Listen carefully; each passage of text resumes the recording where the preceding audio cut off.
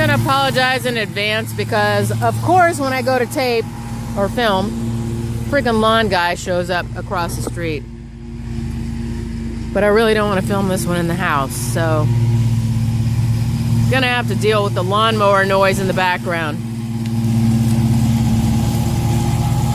So annoying. Give me a second. Truly annoying. He just unlocked the gate, so I thought he was going to go in their backyard, which would buffer this annoying noise, but not so much. Ugh. Okay, so he's decided he's just going to keep going over the same spot over and over and over, and it's been like 5 minutes, so I don't want to just sit here wasting my battery life away. So I'm going to walk around the block. Anyway, I'm going to talk to you guys today about some real shit. It's going to be about rehab. I don't know how many of my subs have gone through it or know people that have gone through it, but I'm pretty sure it's a totally different experience if you've gone through it versus whether you've put somebody through it. And I will say this is one of the reasons that me and my mother do not get along. And I'll go back even further. Florida is one of the few states that has something called the Marchman Act. The Marchman Act allows you, as somebody who is a relative of, or someone who lives with, or sees somebody close enough, I could do this to my neighbor if I see him close enough, you can go in and fill out a piece of paper, and if you're willing to lie your ass off under oath and sign it and say, oh my God, this person is drunk off their ass or high off their ass every freaking day, all day, and oh my gosh, they're a danger to their children, and they're driving, and they're doing this, and they're doing that, they will literally send the sheriffs to come pick you up, put you in handcuffs, put you in the back of a sheriff car, and take you to a detox center where you have to stay for 5 days. You have no choice. It doesn't matter. They test you when you come in, and you test negative, which I did. And yeah, they still hold you for 5 days.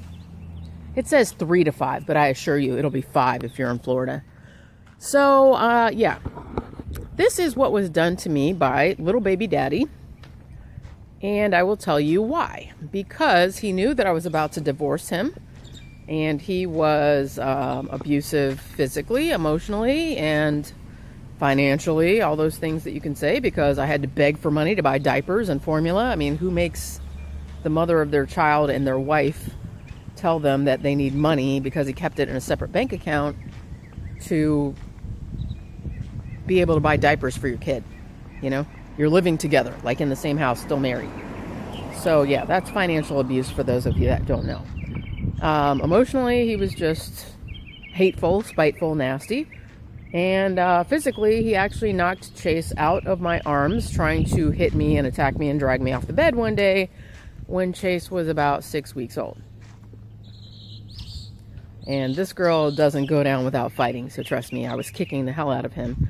And all he can say to this day is, you kicked me when I just had hernia surgery. He didn't even know he had a hernia until I told him he had a hernia, first of all. It was an abdominal one, like near your belly button. And yeah, he had surgery, but you know what? Suck it up, bitch. Women give birth to kids every day and have C-sections. And I'm pretty sure that we don't drag people off the bed by their fucking feet while they're carrying a newborn. So yeah, you're damn right I kicked the hell out of you. And he was fine. He didn't have any problems. Now, my mistake was, in trying to make a marriage work, giving a clean slate over and over and over and over and over and over again, because I'd known him like 20-something years. I've known him since I was 14 years old. Second marriage.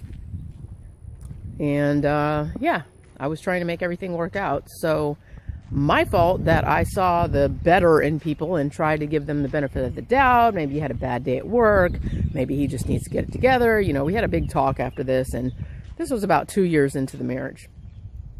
And this was actually, you know, I mean, it was a shit incident. And really, honestly, I should have called the sheriffs. If I had called the sheriffs, it would have been a whole different situation, because right now I have limited visitation because of what he accused me of, and he has, like, Chase 3/4 of the time. I have him 1/4 of the time. So my attorney is filing again so that we can build back up to getting 50-50, and 50-50 was never taken away. It's just the visitation hours were changed. So that's why if you see my channel, I only have Chase for like 4 hours, 3 days a week. During the daytime, I don't have him overnights at all, because it's been a couple years of this that I just have not made it back into court. It is very expensive. And he has money for days. I mean, he gets paid very well. He's at a different job. He was at another job before that he made almost $60,000 a year, and he's living with his parents with Chase. So he's not paying rent, he's not paying bills, he's not paying for groceries. Clearly, he can drag me into court anytime he feels like it. I cannot afford to just keep popping up into court. And in the last almost 5 years, I've easily spent over $50,000, if not $60,000, just on attorney fees and court fees.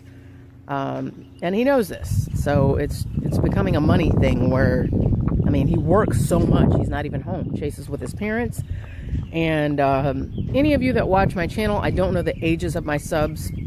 I don't investigate all the analytical stuff. You know, it is what it is. I appreciate you guys, I really do. But I'm not gonna like scope into who you are and where you live and what you do and all this stuff. That's just not who I am. But in the state of Florida, grandparents do not have rights over an actual parent. And this is the battle I keep having with him, because he just moved Chase to a school without telling me, which is against the rules of our divorce. And to be clear, we have 50-50 custody and 50-50 visitation.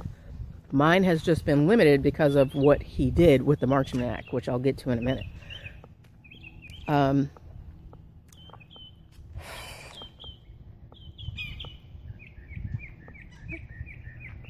There's an osprey back there on that roof. I don't know if you guys can see it, but it's a hawk, for those of you that don't know. It looks like it caught something, probably a mouse or a rat, because it's picking at something on the roof. Anyway, totally lost my train of thought. So basically, my problem with the Marchman Act, and I know people that are so glad that they got help through rehab for their drug problems, their drinking, whatever. They've even had themselves Marchman Acted. It will put you in a rehab. And I spent, for those of you wondering why I have this great looking bull mastiff that never got to show, when Romeo was about 5-6 months old, my mother, okay, let me go backwards. In 2012, I was going to file for divorce from little boy's dad. He obviously was being financially abusive and physically abusive and emotionally abusive, and we were pretty much living like roommates for like 2 years. So he really didn't have control over me anymore, and I was getting ready to just bail out. My business was doing excellent. I had a very big contract coming up with Embassy Suites Hotels to have featured desserts every week for them on the menu. And I was about to get a food truck, and I was going to go into business with a friend of mine, and we were also going to expand out to doing some real food, like not just pastries. And anyway, it turned out that he plotted with his family. I left little boy behind. He was 1.5 years old. I left him behind to go to Portugal with my mother for 9 days. She was there for 3 weeks. I was only there for 9 of those days, and I had never met her family in my life. So it was a huge opportunity. I had cashed out my retirement from the fire department because I was having to change plans anyway. So they were sending me a check. They sent me a check. I cashed out the money, and I bought the ticket. My mom paid for the hotel and everything in Portugal. And I bought passports for me, baby daddy, and Chase. And he wasn't going to go with us. Gave him the option, but he was like, no, I have to work, so whatever. He continued to stay here and work, which meant that he had to stay here with Chase, because to me, being a good mom, it was not prudent to take a 1.5-year-old child on like a 9-hour flight. We had to fly from Florida to Philly, or I did because I flew by myself, from Florida to Philly, Philadelphia, and then from Philly to Portugal. So it was very long. I mean, there was a lot of flight time. And to me, I was just like, yeah, he's got to be in a special car seat and he's got to be in the seat. And Chase was a very active child. He's not going to understand. As much as I wanted to take him, I didn't take him because as a mom, that was the best thing, in my opinion. Don't make your kids suffer just because I wanted to meet that other side of my family. And furthermore, when I came back, I had to jump right into another flight within a few days to go to Texas, El Paso.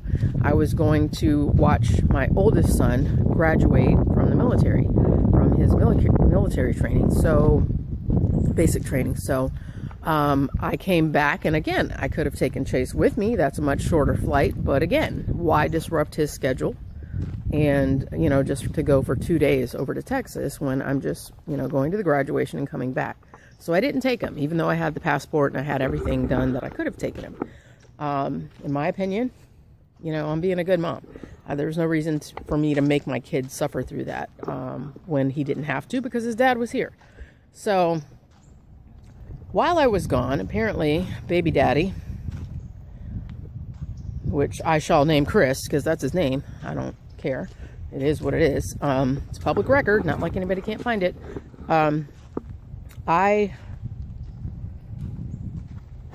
Anyway, when I came back, it was near his birthday, like not far off. So, you know, we just still lived as roommates and everything was the same as it always was. I took care of Chase 24 hours a day, day and night. Insomnia, Ambien or otherwise. And obviously, actually at that time I don't know that I had Ambien anymore, but anyway, I had this routine where, of course, I'm with the child, the little baby, like, you know, 1.5-year-old toddler, all day, all night. And I know a lot of people joke about wine time. It's wine o'clock or whatever. Okay, well, back then I really didn't drink anything. I had sangria, which anybody who drinks knows sangria is not strong. It's just like 6% alcohol, 7%, whatever. Anyway, which compared to your vodkas, your bourbons, your scotches, or whatever, those are like 40-something%. So, I would have a glass of sangria every night. Well, baby daddy managed to scheme, and till this day, he didn't know about this stuff. So someone had to have told him about this. So I'm not quite sure, because at one point he came up with this plot that when we were getting tight on money, we can divorce and I can file to say, because he was on the loan, I wasn't, I'm debt free. I can file to say that I'm having a hard time paying the bills and we're getting divorced, and they'll give me a hardship loan for such and such and such, and they'll refinance the loan and give me a lower amount, and then we'll get married again. Well, no, wasn't going for that player, because I already knew that he couldn't be trusted by then. That was something that a friend of his did when he found out his wife was cheating on him in the military. So, totally different situation. So, anyway, he basically started keeping all the money in his account. No money was going into the joint account. I was working from home and working from the market. And any of you that have ever started your own business, you know, everything you make gets rolled back into your business.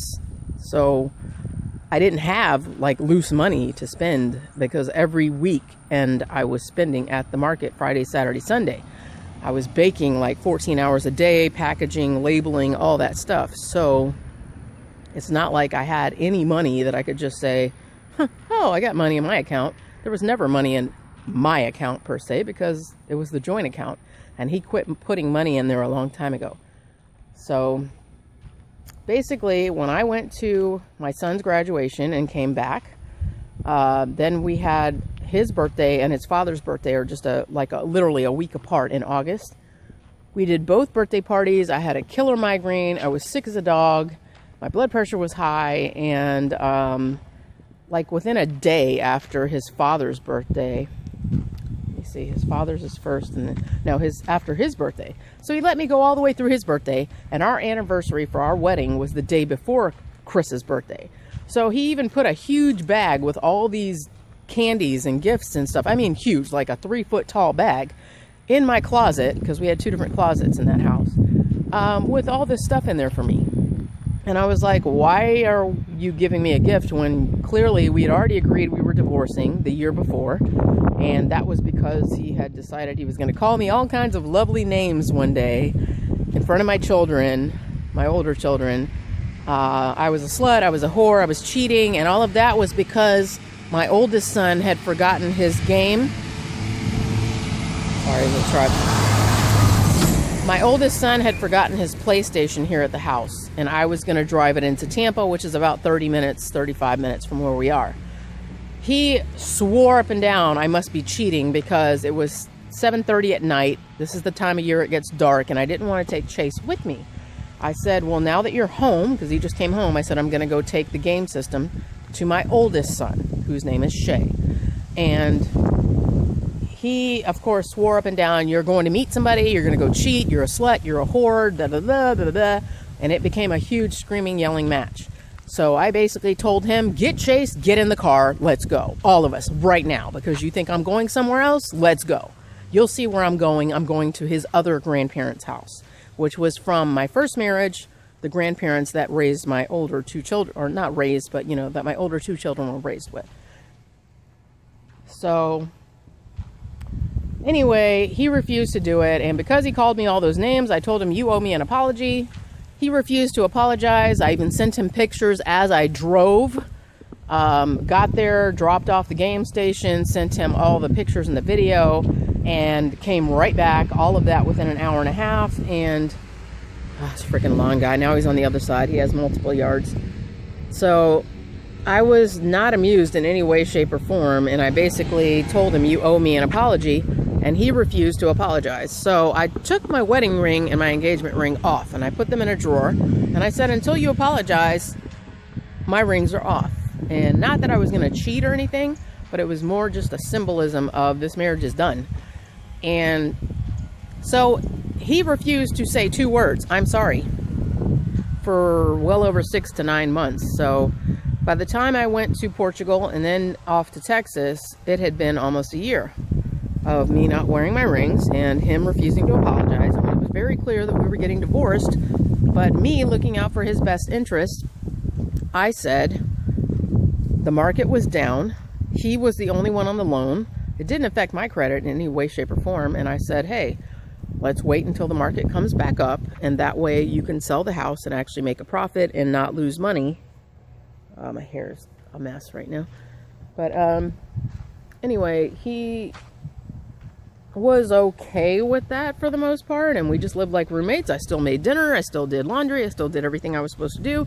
I was working at the market on the weekends and still taking care of Chase 24/7. And by that I mean all day and all night, because Chris never got up out of that bed from snoring in his sleep, or on the weekends he would sleep till 2 in the afternoon, and I was still the one getting up, taking care of Chase, making sure he ate, making sure he was playing, he was having fun, taking him everywhere with me to the stores and everything. So, because I was a big couponer back then to try to save money. So, God, these neighbors keep coming out, I have to keep moving. So, anyway, fast forward to when I went to my son's graduation in Texas. I ended up coming home and celebrating Chris's father's birthday, which I had a killer migraine. Then our anniversary was August 18th, and I was just not feeling it, and we weren't exchanging gifts because clearly we knew we were getting divorced, and I'd already made it clear we're not exchanging gifts. Well, he got me this huge gift bag with all kinds of candy and all kinds of shirts and different things in it, and I didn't even open it. I looked at it. He put it in my closet, my walk-in closet. I just looked at it. I lifted the paper up, saw what it was. I left it there. I told him, why are you doing this? Because we aren't exchanging gifts. We're getting divorced. And I left the bag there for months, and I mean like 3 or 4 months. I never even opened the bag to see what else was in there. Then that was August 18th. August 19th was Chris's birthday. And we weren't doing anything special because, again, we're getting divorced. And his parents wanted to go out to eat at this buffet that we have here. It's like a Southern-style buffet. I went with them. I put on a good face. None of them knew that we were getting divorced because my goal was always, you cover for your partner. You always keep your business private. Don't have other people in your business.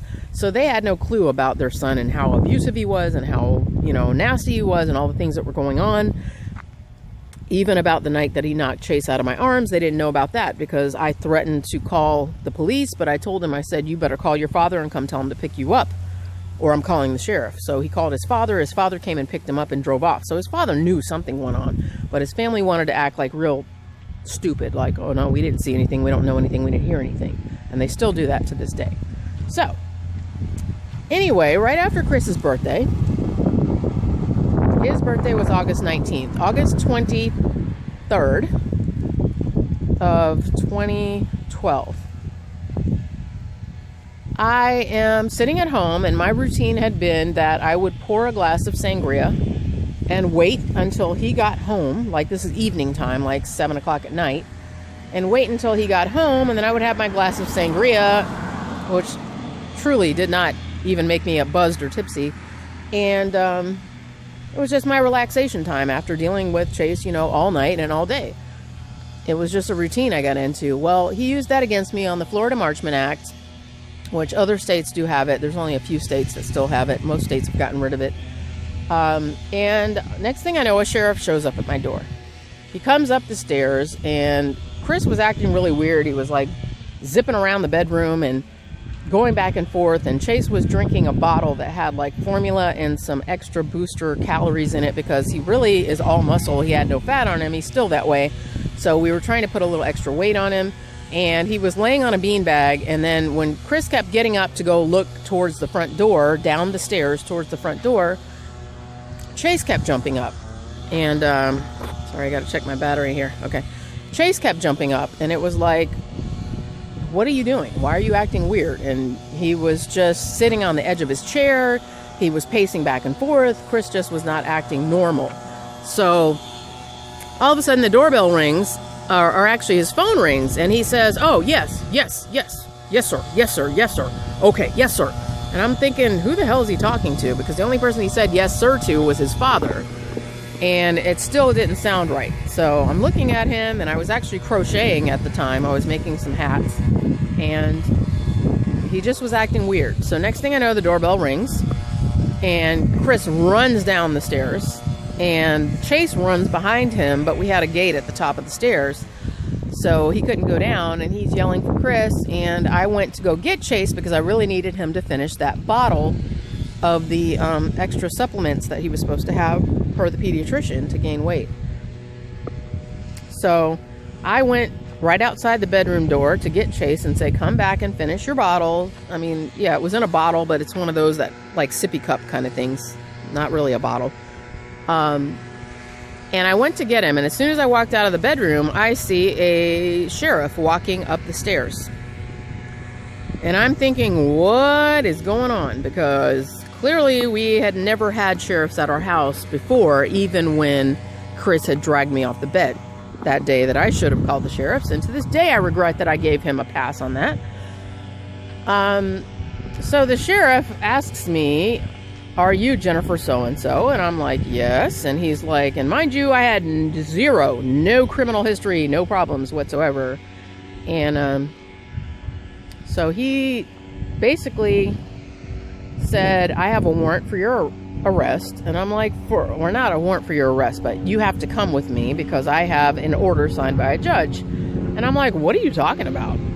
So he's like, and by now I had drank some of the sangria because Chris had been home, and I didn't drink it until after he got home. Sorry, it's a plane going over. So I'm like, what are you talking about? I gotta go. Why? And, you know, it's like evening time. Court's not open. Why am I going to court? And he's like, well, I have an order signed by a judge that I have to pick you up and I have to take you into Tampa. And I'm like, to where? And he wasn't even telling me where. So, longer story, not much shorter. Basically, it turns out that he had a warrant signed by a judge because Chris had gone that day, written up this long thing on me saying that I was totally drunk, totally passed out, not taking care of my child. I was a complete alcoholic. I was abusive. I had held him hostage, Chris. I had held him hostage in the house multiple times. I had taken my son and run off with him several times. I never took my son anywhere. And all these things. He wrote like 9 pages of crap. and basically was like, I'm a danger, I'm a threat, this, that, and the other, and they need to come get me. Now, with the Marchman Act, here's how it works. Somebody can accuse you of having a mental health or substance problem and say that you need to be in treatment for one or the other. But normally they just schedule you a court date. They don't send the sheriff to come pick you up. Literally in handcuffs. I got handcuffed and put in the back of a sheriff's car in front of all my neighbors coming out to see what was going on. Talk about humiliating. So normally somebody could say, oh, I think this person might have a problem. They need to be evaluated. They fill out the form and they will just give you a court date to show up like a month later or something, a couple weeks later, whatever. Well, if you write it and say this person is a danger to a child, they're driving, they're doing all this dangerous stuff, they may kill themselves, they may kill someone else, which is all the crazy things that he wrote. We didn't even have guns or anything. He was willing to lie on paper and under oath. So when he submitted it, and basically, if you're willing to do that, they will go ahead and send the sheriff to pick you up that day, like right now. So, yeah. That was time number 1 that I ended up in rehab for 6 months. And Romeo was 5 months old. He was about to be my super show dog that I'd waited like 6 months for this litter to be, a litter to be born with this great of a dog. And Romeo is completely neurotic because nobody took him further than the front yard to go to the bathroom and back in the house. So he passes a palm tree and he's like ducking and dodging. He passes a bird feeder and he's ducking and dodging because he doesn't know what these things are. So he is at 5.5 years old, still really skittish and shaky when we go in public. So he's really not showable. Mom did that, repeating what Chris did. So when Chris sent me to the rehab, basically, I ended up in detox. I didn't go to rehab. I spent 5 days there. I didn't test negative. I didn't test positive for anything. So they only held me for the 5 days they allow you to be held and basically let me out. And that was it. And they were like, okay, go to outpatient treatment. Because even if you test negative, guess who gets money? The state of Florida, the county. So they're still going to send you to rehab because even if you don't have insurance, they'll give you Medicaid, which will pay for them to treat you, even though you didn't test positive for anything. I did come up positive for the alcohol as far as what I drank that night. Nowhere near drunk or anything like that, or that I couldn't drive that limit, because I drank the sangria, if you remember back in my story, like probably 20 minutes ago, right before he got home. And he knew my routine. I had a glass of sangria every evening when he got home, and I drank it after he got home. So he just basically used a pattern of behavior to screw me over. Nothing I could do about that. I can't say I would go back and change it because, again, it was one glass of wine. How many people have a glass of wine or a beer when they get home every day from work? And my work was baking and crocheting and taking care of a kid all day long until he got home. So I can't say that I would change that. So I still probably would have gotten burned by him for that. Who it is that told him how to do this process of the Marchman Act, that I don't know. I do know for a fact that his family has taken children, 3 different kids, from 2 other family members. His uncle and his aunt. 2 different sets of family members, and then from his niece, they took another one. So they have a habit of doing it, so maybe they were the ones that coached him into how to do it. I don't know. And I'm sorry this video is so long, but I have to be really thorough about how this whole thing works. I'm not going to get into the part about Mom, because Mom decided to call my ex-husband and ask him how he did the Marchman Act after we got in an argument one day. And I did not test positive for anything. And guess what? Same freaking results. They still say, well, you need to go to treatment. It can't hurt. That's exactly what Judge Espinosa in Tampa, Florida said to me. I said I didn't test positive for anything because I wasn't doing anything.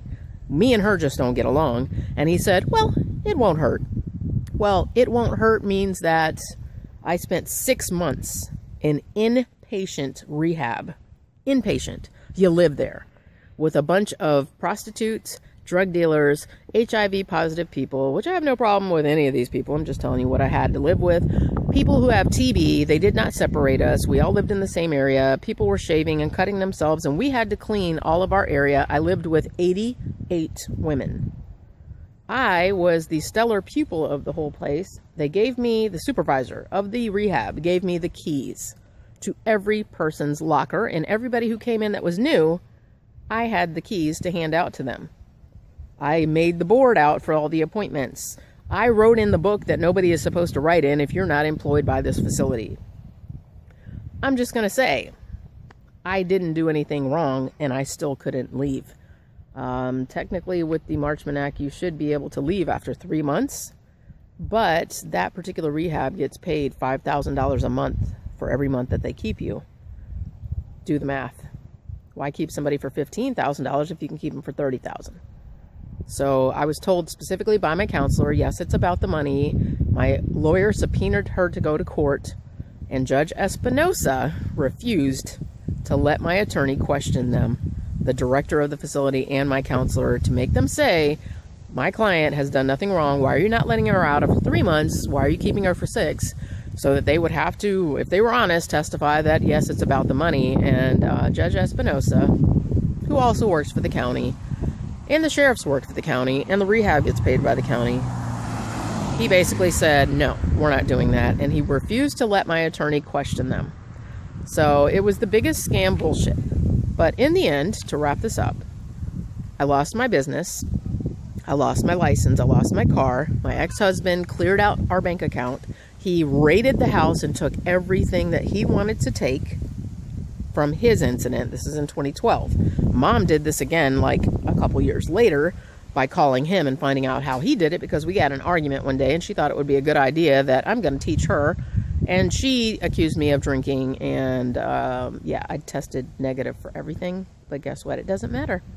Because like Judge Espinosa said, it can't hurt, other than losing my business, losing my car, my dog not being able to show, me losing contracts with people to bake for the Embassy Suites hotels, and me also losing contracts that I had to show other people's dogs, who are now in possession of Grand Champion dogs and making $30,000 a litter that I would have been part of. So no, it doesn't hurt at all. So yeah, hopefully Judge Espinosa will watch this video at some point one day. Because yeah, you are fucking up people's lives, just gonna say. So while you sit on your bench and say it can't hurt at all, which my understanding is that he had a child that was killed, the rumor has it, by a drunk driver or a driver who was high, that has nothing to do with me. But he sends everyone to go do this, and it can't hurt. Yeah, it hurts, because here it is 7 years later and my business is not back reestablished. I don't have the $9,000 that was in my bank account that was cleared out, that I still couldn't even get in the divorce. Me and my mother still don't get along. Me and my ex don't get along, and he's still bitter party of one, doing things every day. And yeah, so yeah, the Florida Marchman Act is bullshit.